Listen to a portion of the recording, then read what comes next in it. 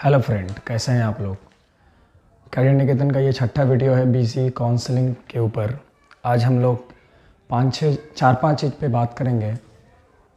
वो इस तरह रहेगा कुछ। आज हम लोग रैंक लिस्ट मतलब जो मेरिट लिस्ट आ गया है कल, उस पर बात करेंगे। फिर cut off rank of college के बारे में बात करेंगे। कौन सा कॉलेज में कौन सा ब्रांच कितने रैंक पे क्लोज हो जा रहा है, क्या ओपनिंग क्या क्लोजिंग रैंक है, उस पर बात करेंगे। फिर काउंसलिंग का क्या क्या इंपॉर्टेंट पॉइंट है, क्या क्या ध्यान रखनी है काउंसलिंग में, उस चीज़ पे बात करेंगे। फिर काउंसलिंग का क्या शेड्यूल है, first round, second round, third round, फिर डॉक्यूमेंट वेरिफिकेशन के लिए कहाँ जाना है, ये सब चीज़ की जानकारी फिर इस पे बात करेंगे। फिर कैटेगरी पे बात करेंगे, कौन सा कैटेगरी पे कितना रिज़र्व परसेंटेज होता है। जैसे अगर बोला जाए बीसी का कितना रिजर्वेशन है, ईबीसी का कितना रिजर्वेशन है, एसटी एससी का कितना रिजर्वेशन है, इस पे बात करेंगे। फिर लास्ट में बात करेंगे हम डॉक्यूमेंट पे कि कौन कौन सा डॉक्यूमेंट आपको ज़रूरत है, आपके पास रहना चाहिए, कौन कौन सा डॉक्यूमेंट वेरिफिकेशन के टाइम, एडमिशन के टाइम। तो चलिए शुरू करते हैं।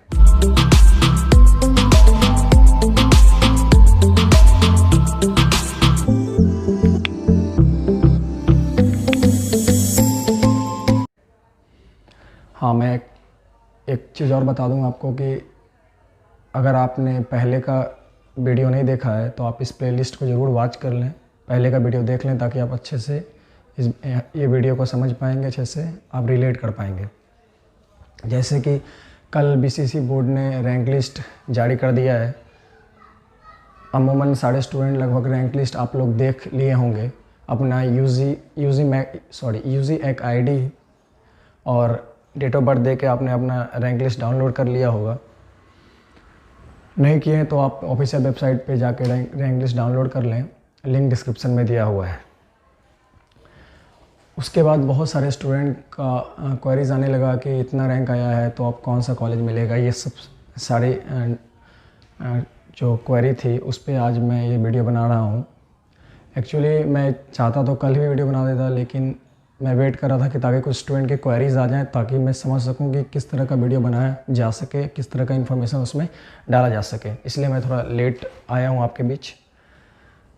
तो रही बात कट ऑफ रैंक का, कौन सा कॉलेज का कौन सा ब्रांच कितने रैंक पे क्लोज होता है, कितने पे ओपन होता है, ये सब की जानकारी। तो इसकी जानकारी मैंने पहली वीडियो अपनी ये काउंसलिंग सीरीज़ का पहले वीडियो में इसकी जानकारी मैं दिया हूँ।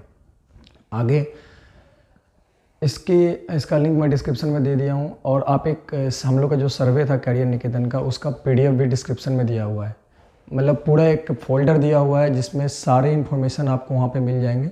डिस्क्रिप्शन में है, आप वहाँ पे जाके वो लिंक पे क्लिक करिएगा, आपको सारी जानकारी मिल जाएगी। उसमें मैंने टॉप सिक्स कॉलेज का मैं कट ऑफ रैंक बताया हूँ, शुरू का टॉप 6 कॉलेज का। और बहुत स्टूडेंट चाह रहे हैं क्या और कॉलेज का बताया जा सके, लेकिन वो बताने का तो टोटल लगभग 38 गवर्नमेंट कॉलेज है, कुछ प्राइवेट कॉलेज भी हैं, तो ज़्यादा टाइम लग जाएगा। तो इसके लिए मैं क्या कर रहा हूँ कि एक आपको पीडीएफ का लिंक मैं आपको दे रहा हूँ, आप वहाँ जाके डाउनलोड कर लीजिएगा। उसमें फर्स्ट राउंड और थर्ड राउंड का ही डेटा दिया हुआ है कि कौन सा कॉलेज का ओपनिंग और क्लोजिंग रैंक क्या था, ब्रांच वाइज, कैटेगरी वाइज सारा डिटेल दिया हुआ है, वहाँ से भी समझ सकते हैं। तो इसका लिंक डिस्क्रिप्शन में है, बस इसको देखें। उसके बाद फिर आपको मैं ये बता दूं कि जो जब काउंसलिंग करने से हम लोग को क्या ध्यान रखना है, क्या देखना है, इसका जानकारी आपसे मैं अभी शेयर करूंगा। आप देख पा रहे होंगे आपकी स्क्रीन पे कुछ डिटेल आ रही होगी। तो इसमें शेड्यूल है, टाइम शेड्यूल है काउंसलिंग का। आपको काउंसलिंग के समय क्या ध्यान रखनी है, 3 नवंबर से जो रजिस्ट्रेशन होने वाली है, आप वहाँ पर रजिस्ट्रेशन कर लें। सारे स्टूडेंट रजिस्ट्रेशन ज़रूर करें, तभी यही रजिस्ट्रेशन से आपको काउंसलिंग में आप पार्टिसिपेट करेंगे और आपको कॉलेज मिलेगी। ऐसा नहीं कि अभी रजिस्ट्रेशन नहीं किए, चलो बाद में कर लेंगे, सेकेंड राउंड में कर लेंगे, थर्ड राउंड में कर लेंगे, तो ऐसा नहीं है। आपको अभी ही रजिस्ट्रेशन करना होगा, ताकि आप first round, second round, third round, या अगर मॉपअप राउंड भी चले तो मॉपअप राउंड तक आप पार्टिसिपेट कर पाए। ये मैंडेटरी है, रजिस्ट्रेशन मैंडेटरी है, तो आप रजिस्ट्रेशन ज़रूर करें। आप रजिस्ट्रेशन, इसमें कोई फ़ी नहीं है, बोर्ड की तरफ से कोई फ़ी नहीं लिया जा रहा है। आप रजिस्ट्रेशन करें, 3 तारीख को इसका लिंक आ जाएगा वेबसाइट पे, आप वहाँ से जाकर रजिस्ट्रेशन कर लेंगे अपना यूजिक मैक आईडी से। यूजी एक आईडी में हमेशा मैक बोल रहा हूँ। Under graduate engineering admission counselling का जो आईडी आपको मिला हुआ था उससे आप वहाँ पे लॉगिन कर सकेंगे, रजिस्टर कर सकेंगे।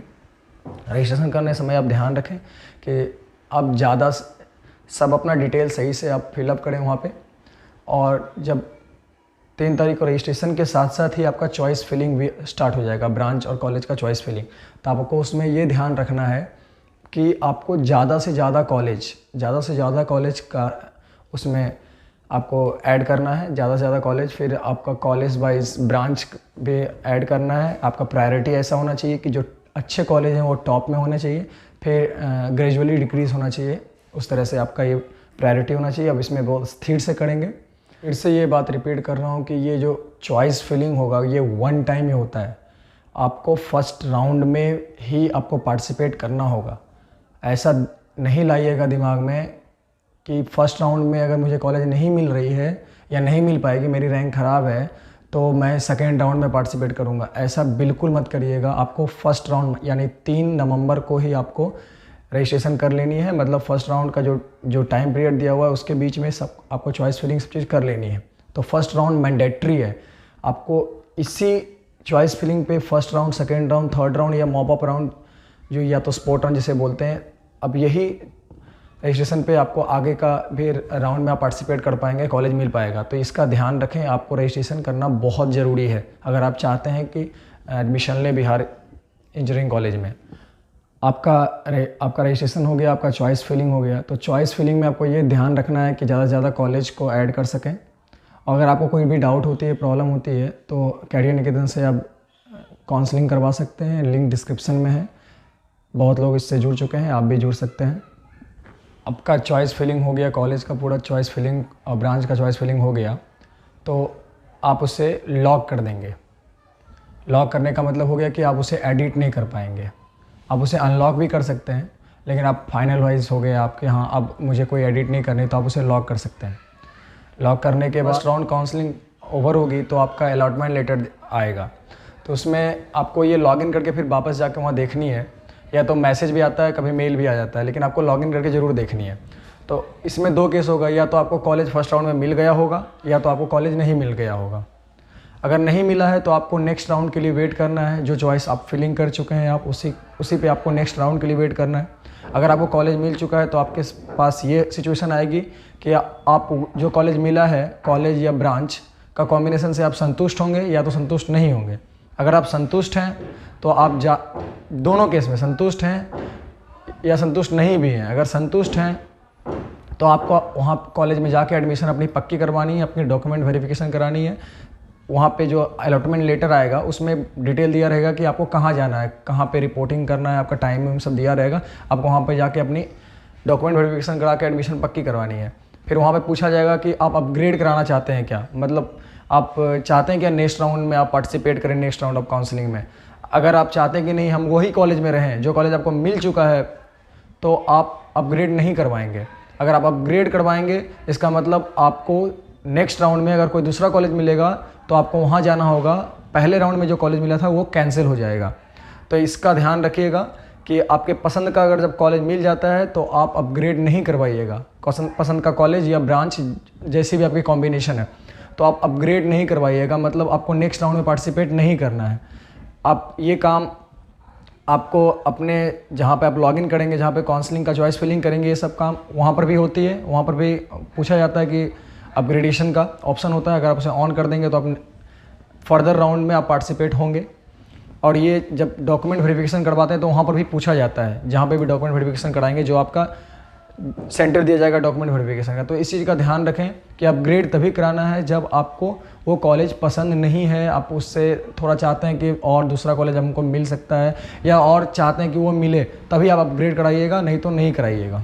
स्क्रीन पे अभी काउंसलिंग का टाइम शेड्यूल आ रहा होगा, आप आइए इस पे थोड़ा सा डिस्कशन कर लेते हैं। देखिए, तो मेरिट लिस्ट तो आ गया है, जो 30 तारीख को ही आ गया था, मतलब कल आया था।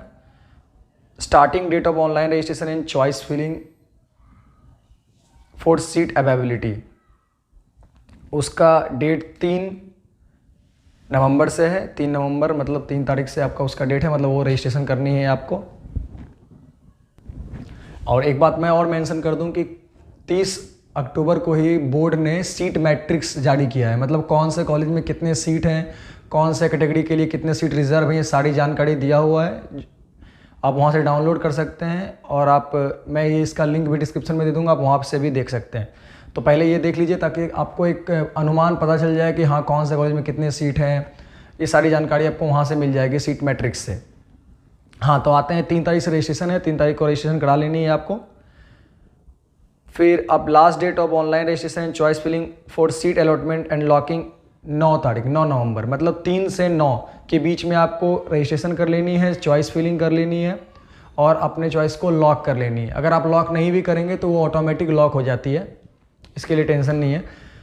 तो आपके पास 3 से 9 के बीच में ये काम करना मैंडेटरी है। जो लोग चाह रहे हैं बिहार इंजीनियरिंग में पढ़ना, जो लोग चाह रहे हैं इसमें एडमिशन लेना, तो ये काम मैंडेटरी है। फिर आपका 12 नवंबर को फर्स्ट राउंड काउंसलिंग होगी, उसका अलॉटमेंट लेटर आएगा, मतलब आपको बताया जाएगा कि आपको कौन सा कॉलेज मिला या नहीं मिला, इसकी सारी जानकारी आपको वहाँ पे आ जाएगी।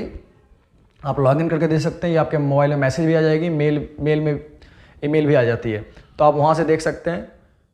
तो 12 तारीख को वो आ जाएगा, फिर आप उसे डाउनलोड कर सकते हैं और डाउनलोड करने का टाइम दिया गया है 12 से 16। फिर उसी बीच में आपको डॉक्यूमेंट वेरिफिकेशन कराना है फॉर एडमिशन पर्पस, उसका डेट है 13 से 17 नवंबर। तो आप इस चीज़ का बिल्कुल ध्यान रखें, यही डेट में आपको जाना है और जो अलॉटमेंट लेटर आएगी वहाँ पे उसकी जानकारी होगी कि आपको कहाँ विजिट करनी है और वहाँ पे आपका डेट और टाइम भी दिया रहेगा। फिर सेकेंड राउंड का जो अलॉटमेंट लेटर आएगा मतलब सेकेंड राउंड में आपको कौन सा कॉलेज मिला, ये 22 नवंबर को होगा, 22 नवंबर को ये आ जाएगा। उसके बाद फिर आप उसे डाउनलोड करके फिर आपको वही काम डॉक्यूमेंट वेरिफिकेशन और एडमिशन का जो ये प्रोसेस है वो 23 नवंबर से लेकर 25 नवंबर के बीच में आपको करा लेनी है। फिर नेक्स्ट थर्ड राउंड का जो सीट अलॉटमेंट लेटर आएगा, मतलब जो बताया जाएगा थर्ड राउंड में आपको कौन सा कॉलेज मिला, कौन सा कॉलेज का सीट मिला है, वो 28 नवंबर को आएगी।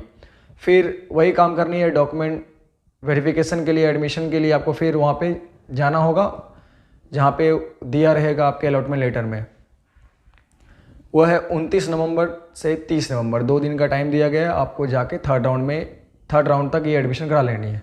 फिर क्या होता है कि मॉप अप राउंड होता है, इसकी गारंटी कोई नहीं है, अगर कॉलेज की सीट बच गई, कोई कॉलेज की सीट बच गई तो मॉप अप राउंड होता है। तो मॉप अप राउंड में किसको कौन सा कॉलेज मिलेगा फुल्ली लक पे डिपेंड करता है। थर्ड राउंड तक तो होता है कि मेरिट लिस्ट पे, और आपका मॉप अप राउंड पे थोड़ा लक पे ही डिपेंड करता है। तो आपको 30 तारीख तक एडमिशन करा लेनी है, 30 नवंबर तक इसका। और कौन कौन सा डॉक्यूमेंट लगेंगे मैं इस पे भी बात करूँगा। टाइम शेड्यूल को आप आशा है कि आप समझ लिए होंगे। आप जब UGEAC का जब फॉर्म फिलअप किए तो पार्ट भी आया होगा, वो रहना चाहिए आपके पास। फिर आपने जब ये चॉइस फिलिंग किया तो चॉइस फिलिंग का भी एक पेज आप डाउनलोड कर लीजिएगा, वहाँ पे ऑप्शन रहेगा। फिर आपके पास जो अलॉटमेंट लेटर आएगा, जो first round, second round, third round का अलॉटमेंट लेटर आता है कि आपको कौन सा कॉलेज मिला है, आपका वो भी डॉक्यूमेंट में रहना चाहिए, मतलब वो भी आपको रखनी है। आपके स्क्रीन पे कुछ डॉक्यूमेंट की लिस्ट आ रहे होंगे, इसका जिक्र मैं इसके पहले वाले भी वीडियो में किया हूँ। मैं फिर से ये बता देता हूँ कि आपके पास कौन कौन सा डॉक्यूमेंट होना चाहिए जब आपका वहाँ जाना है एडमिशन के लिए। तो original admit card of JEE mains 2020, फिर आपको score card of JEE mains होना चाहिए, फिर passing certificate, marksheet, admit card of matric और इक्विवेलेंट एग्जाम, मतलब 10th का ये चीज़ रहना चाहिए। फिर 12th का भी सेम चीज़, passing certificate, marksheet, admit card 10+2 का होना चाहिए। फिर रेसिडेंशियल सर्टिफिकेट होना चाहिए कि आप बिहार के निवासी हैं, इसकी सर्टिफिकेट होनी चाहिए। फिर कास्ट सर्टिफिकेट होनी चाहिए अगर आपका कास्ट रिजर्वेशन है तो, मतलब जनरल कैटेगरी वालों को छोड़ के। फिर आपके पास, और फिर ये देख लीजिएगा कि प्राइवेट कॉलेज का क्या रिक्वायरमेंट है। अगर प्राइवेट कॉलेज में आप एडमिशन लेना चाह रहे हैं तो उसकी जानकारी आप कॉलेज से ले लीजिएगा कि उसका क्या रिक्वायरमेंट है, उस हिसाब से आपको वहाँ वो डॉक्यूमेंट ले जानी होगी। फिर आपके पास 6 copies of passport size photo होना चाहिए जो JEE मेंस का एडमिट कार्ड में अपलोड किया गया था।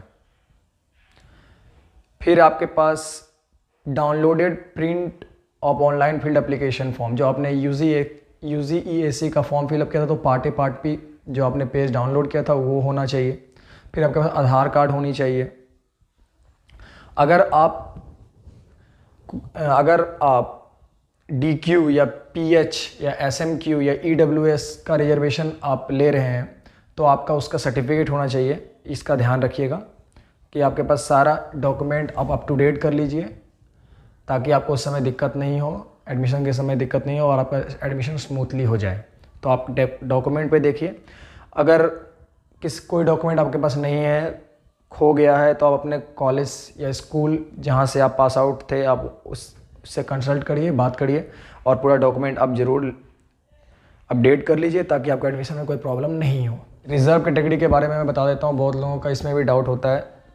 तो सबसे पहले मैं बता देता हूँ EWS economically weaker section, EWS का 10% रिजर्वेशन है। फिर EBC का 18% रिजर्वेशन है, बिहार की ये बात हो रही है।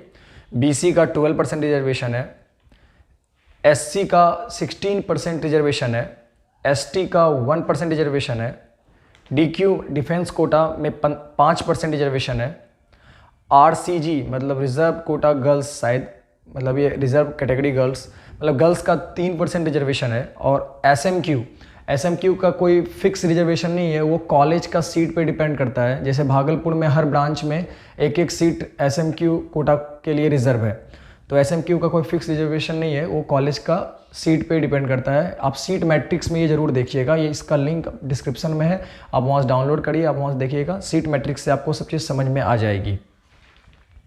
और बहुत लोग सोच रहे हैं कि आपने जनरल का नहीं बताया, तो जनरल में सबको ही आते हैं, तो ये कोई एक रिजर्व कैटेगरी नहीं होती है, ये अनरिजर्व कैटेगरी होती है। तो कैसा लगा आपको ये वीडियो, आप ज़रूर बताइए, कमेंट करिए। अगर सही लगा तो आप लाइक और शेयर सब्सक्राइब ज़रूर करिए। और जो लोग कैरियर निकेतन से काउंसलिंग कराना चाहते हैं तो आप डिस्क्रिप्शन में लिंक दिया हुआ है, आप वहाँ जुड़ सकते हैं। मैक्सिमम मैं ट्राई किया हूँ कि आपका हर तरह का क्वेरीज मैं रिजॉल्व कर लूँ, और मैं इस वीडियो में आपका दिया हूँ।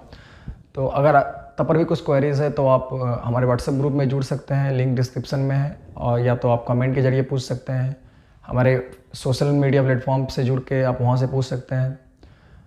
Thank you for your support. Thank you.